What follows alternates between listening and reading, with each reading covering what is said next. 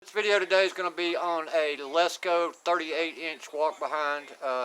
Came in with a carburetor bowl problem. He said the air filter cover is broken, and we found out something else that's broken on it. So you'll have to watch the whole video to see what else is broken on it. But if you're interested, stay tuned. We'll get right into it.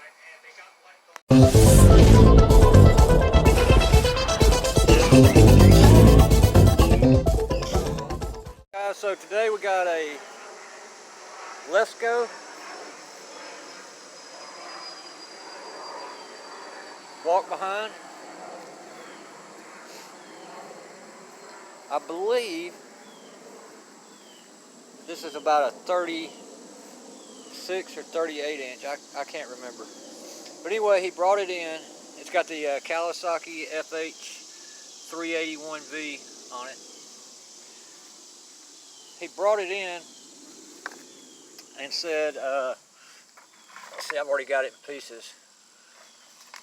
But he brought it in and said the gasket on the carburetor bowl had broken. Apparently he let it sit up for a little while and it wouldn't start, so they took the bowl off and then they tried to put the gasket on with the bowl, with the carburetor still on. Everybody knows that's difficult to do, but I imagine when he pulled that thing off, it just ripped this gasket apart. So we've got everything apart, plus it's got a broken air cleaner cover. He said maybe I could silicone that back together. Yeah, right on with the silicone jack. Anyway, so we've got the carburetor off, and I'll take you back over to the bench.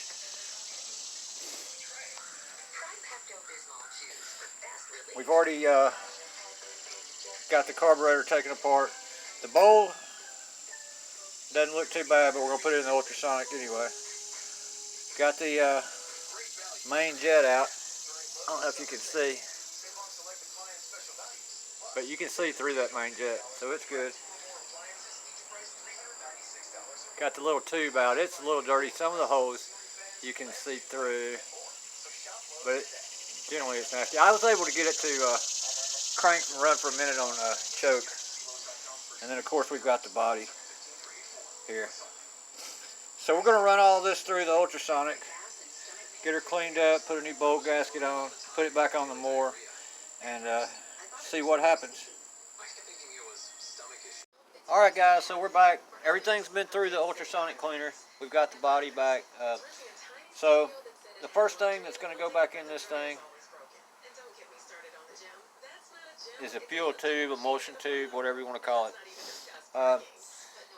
There are 3 holes. I don't know if you can see that. 3 holes on one side and then 2 on the other. And I simply just through the ultrasonic, and then I take my little bread tie here and I poke through the holes. They're tiny holes, but you can get this through here. So it goes like that. See how that goes through? You do that to each one of the holes till you get them clear, and then I like to blow it out. Our main jet,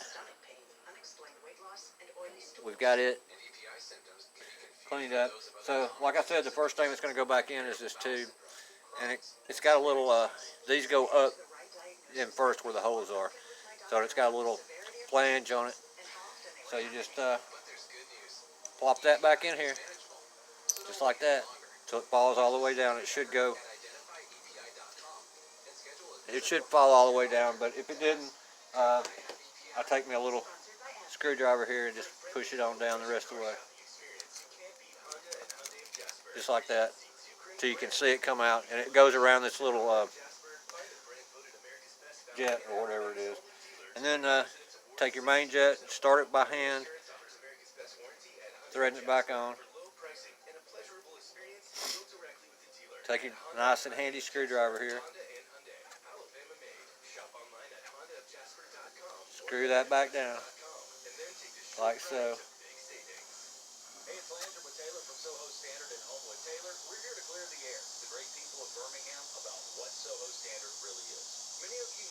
Get it nice and snug. You ain't got to crank on it, just get it nice and snug.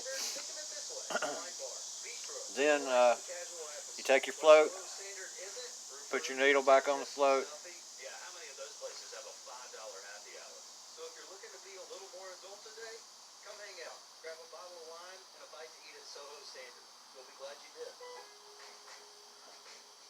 It's just like this with this tab up, and it goes just like that, and it kind of hangs there.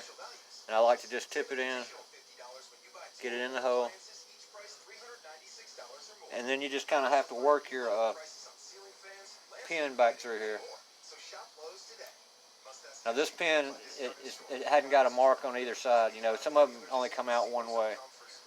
You just kind of have to play with it till you get it all lined up nice and neat, and it'll go on through. I'm gonna stop you for a second. Guys, I had to, this pin was a little stubborn getting back in there. I had to go back and sand on it. It was a little rough on, but so got the float back on there. Sits pretty level. Jets in, washing tubes in.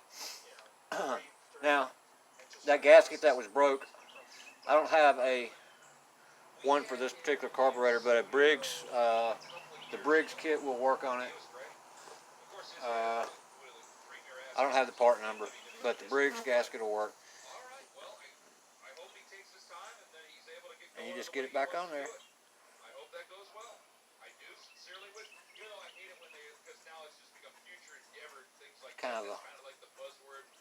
Kind of have to wind it around.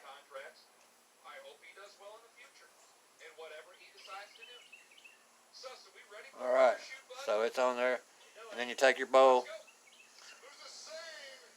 get it on there. You got your gasket that goes on here, and then you just tighten it up. I believe it's a 10 millimeter. And that's all there is to it, guys. Nice carburetor ready to go. Unfortunately, we're going to have to cut this video short. I'm going to show you why in just a second. So stay tuned to the end of the video. And that'll be it for today. Thanks for watching. Please subscribe to my channel. And it's about time for Mix Moors over here in Birmingham. Plus, it's a scorcher out here. So we'll see you guys in the chat over on Mix. Jungle Bob out. The needle looks pretty good. We're going to clean it up too.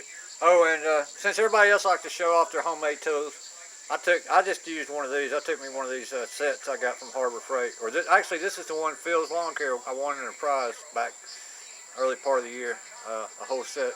But I took, I just took and filed off both sides, grinded off both sides to make that flat, put me a good little point on it.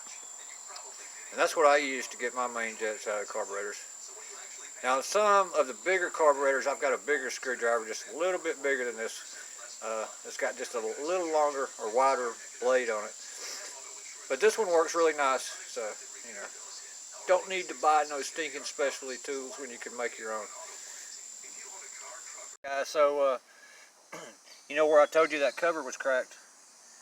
So we got the carburetor off and we got it soaking and everything, but just doing a little inspection under the hood here. There's a little wasp nest, but look at this. Whatever hit this thing, I don't know if you can see it. Watch that. That whole intake manifold's cracked. He's going to have a new manifold. Yeah. Wow. You reckon I can JB weld that? Little Gorilla Tape. It's cracked on the bottom side. That'll never seal right. Yeah. Okay. Shot. Cracked all the way, and it runs back under around to there too. Yep. I'd say this manifold is Dunsky. Maybe I could put a clamp on it and put some JB weld on it. Some of that high temperature. I don't know if it'll adhere to plastic though. I don't know. We'll see what he wants to do. I can probably, I think a new one of these is about $50. So we'll see.